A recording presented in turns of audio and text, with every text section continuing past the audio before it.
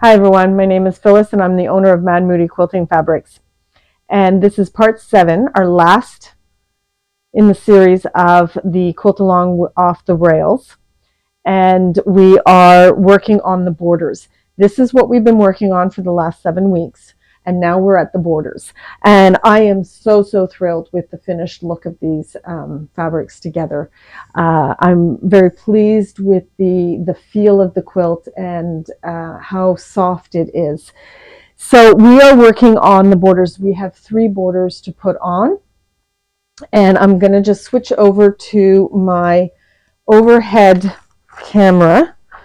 And I'm going to explain how I do my borders, okay? So the first thing, I have my other sample of the quilt here on the table, and we have these 3 borders to put on. So the first one is going to be this fabric for this red, to replace this red. Okay, I'm just going to pop that there. And then the middle border is going to be that. These are similar borders. And then the last border is going to be this. So let me just move those over so you can have a better look at the colors and what we've chosen. All right. And now what we want to do is start with the inner border. So let me just, we have the top and bottom, 1 strip for each of those. And then for the sides, we need to cut 1 strip apart, and 1/2 is going to be sewn like this. Now, I'll be honest with you, I don't know if there's enough fabric to be able to do a diagonal. This for me would be like a utility blanket, not a blanket, but a utility quilt, something that somebody would use on a daily basis. So I would just make sure that I don't grab this the selvage. Either you cut it off and then sew your 1/4 inch, or just sew a 1/4 inch away if you can eyeball that. And you do that with the last 2 strips and the last 1/2. Okay, so then you'll have these long enough to go from side to side. Now, for measuring, let me just pull this over here. For measuring, this is the body of the quilt, and we want to measure for this and this. I measure in the center.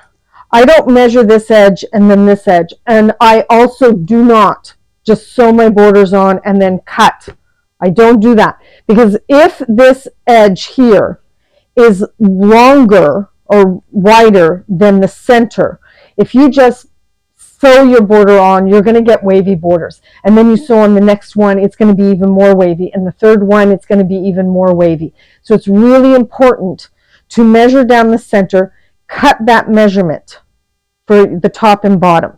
And then I would line my raw edge on either side, finding the center, and then I would just pin as I go along here. I would just pin and sew that. Now, 90% of the time, the outer edge of a quilt will be longer, slightly longer than the center measurement. So if it's the body of the quilt that is got a little bit of fullness in it, then I would put that side down against the feed dogs, and the feed dogs will just grab that fabric and push it through a little faster than the top. Always. That goes for when you do sleeves on a thing. That goes when you're putting pieces together and you want to match seams. Just remember, your feed dogs will grab the bottom fabric, feed it through the machine just a tad faster, and then you'll end up having your everything lined up and square. So you would do the same thing here on the bottom row, and then once that is on, let me just rough draw that, and I'm just eyeballing the roughness here. Okay, then you would lay your quilt back out and you'd measure from this to this, right to that edge, right to that edge, including the border, to get the measurement for these side borders. And you would again match up this edge and this edge, find the center, and then you would just pin to put that border on. And you do the same thing here. You line up this and this with right sides obviously together. I'm assuming you guys are I'm assuming you guys know that. And then you will just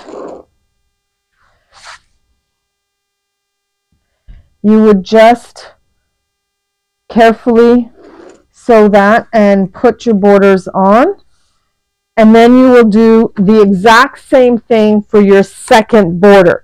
You would take your second border and measure across. You lay this whole thing out once you get this first border, and you measure the border, the body, and the border. Take that measurement, cut your strip for the top and bottom, put it on. You will also cut one strip, this strip, in half to sew on either side. Now, another thing I like to do when I have long strips here and I've used 1.5 strips or 2 strips, what I like to do is make sure that seam is on opposite sides. If you can do that, sometimes the pattern is directional, you can't do that. But if you can, you want to have a seam here and a seam here. And then you will continue with the, I'm really roughing it out. I meant to use the, okay. And then when you do this, you would do you don't want the seam here. So you want a seam somewhere else. Maybe this side you'll have a seam here because you had the seam up there. And then this side you'll have the seam up there. Okay, and it shifts a little bit because it's just a little longer than the first border.